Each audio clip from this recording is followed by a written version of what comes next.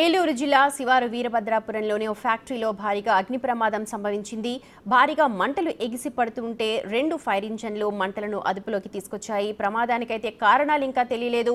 మధ్యాహ్నం భోజన సమయం కావడంతో ఫ్యాక్టరీలో పనిచేస్తున్న సిబ్బంది ఎవరూ లేకపోవడంతో ప్రాణాపాయం తప్పింది అంటున్నారు స్థానికులంతా. ప్రస్తుతం చూడొచ్చు విజువల్స్ లో భారీగా దట్టంగా అలుముకున్న పొగలతో ఒక్కసారిగా చుట్టుపక్కల వాతావరణం భయానకంగా తయారైంది. దీంతో ఆ చుట్టుపక్కల ప్రాంతాల వారు ఫ్యాక్టరీలో పనిచేస్తున్న వారంతా కూడా భయాందోళనకు గురయ్యారు.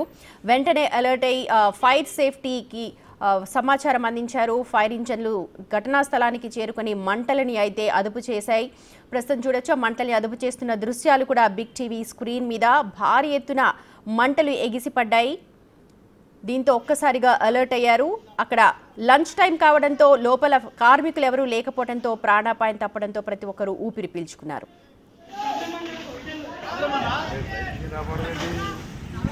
మీరు అన్నట్టు జరగదు.